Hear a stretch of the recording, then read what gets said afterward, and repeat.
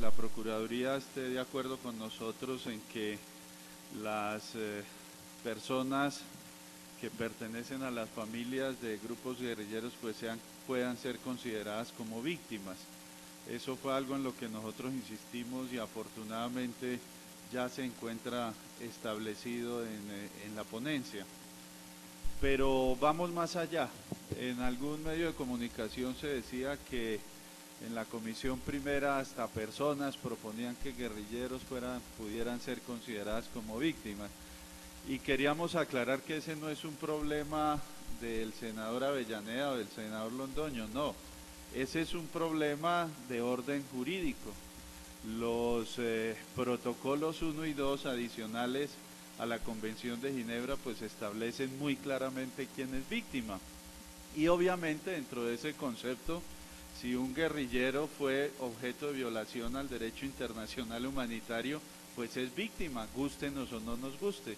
Y esos pues fueron protocolos y fueron procesos que se surtieron en el Congreso y que forman parte del bloque de constitucionalidad. Y lo que vamos a tener que decidir nosotros es si respetamos el Estado de Derecho, si respetamos la juridicidad o si por el contrario, pues para nosotros eso no tiene ninguna importancia.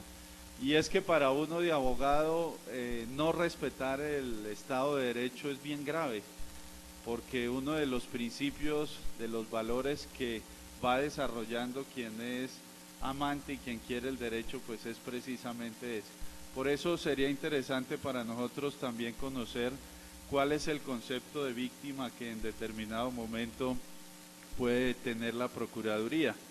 Estamos de acuerdo con lo que expresaba igualmente el doctor Mario González en lo de participación de las víctimas. Me parece, y en eso seguramente podremos trabajar mucho más, que el proyecto es un poco tacaño en la participación de las víctimas. Únicamente logramos que se incluyeran en la unidad administrativa como una parte dentro de todo ese listado de personas del gobierno que allí van a tomar las decisiones. Pues una víctima o un representante de las víctimas creemos que es importante, pero pues no satisface todo ese concepto de participación. Y finalmente compartimos lo que plantea el doctor Carlos Sanabria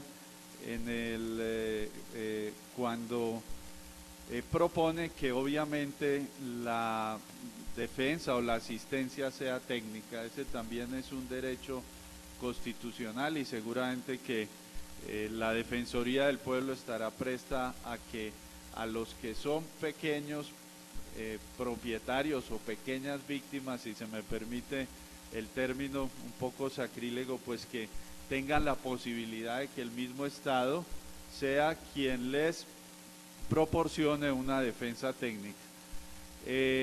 Bueno, compartimos igualmente la inquietud de las consultas con las comunidades indígenas, pero ya el doctor Juan Fernando ha hecho una aclaración que nos parece que es pertinente y pues esperamos entonces que continuar socando sobre todo en la definición de víctima. Nos parece que es fundamental que eso se discuta muy profundamente, porque no es de cualquier monta decir no incluimos esa definición, esperemos a que la Corte Constitucional lo diga, porque me parece que no es un buen mensaje que nosotros, que somos los primeros controladores de la constitucionalidad de las normas, pues de una vez vayamos a lanzar una norma que de por sí ya es inconstitucional. Muy pequeña acerca de lo que es participación.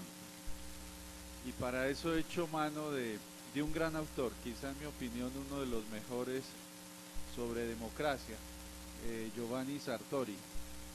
Cuando empieza a analizar la democracia, él inicia por contradecir un poco la definición clásica de que democracia es el poder del pueblo.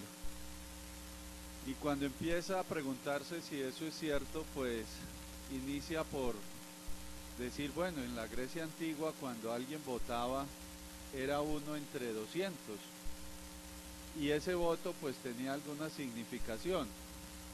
Hoy en democracias como la nuestra, simplemente votar uno sobre una 15 millones, pues es una 15 millonésima representación, es decir, ahí no hay verdadera participación. Con todo esto lo que se quiere decir es que participar, doctor Diego, no es simplemente tomar parte, sino participar hace referencia a tomar parte activa en algo. Es decir, que uno tenga la posibilidad de incidir sobre decisiones que tienen que ver con el entorno o que tienen que ver con la situación personal o propia.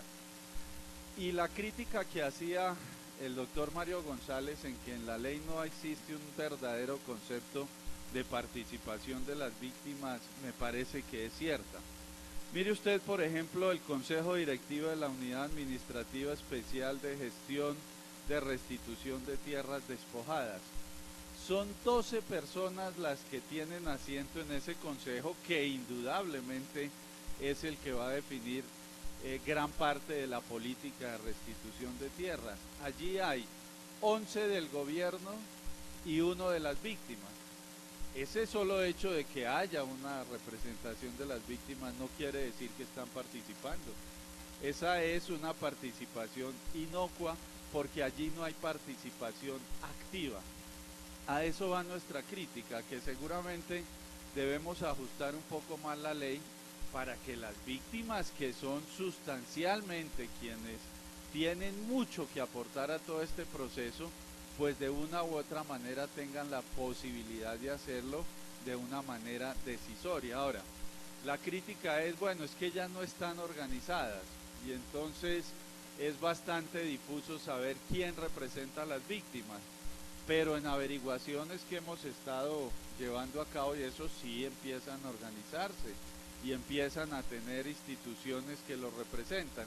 Entonces, simplemente es para instar un poco a la reflexión respecto a que es bueno y no debemos tenerle miedo a que las víctimas estén ahí. Seguro que su experiencia personal nos aporta mucho y basta, por ejemplo, escuchar uno al doctor Juan Manuel Galán cuando hacía esa reflexión tan importante para entender que la situación de víctima es la que aporta y a ellas no hay que tenerle miedo, hay que vincularlas más.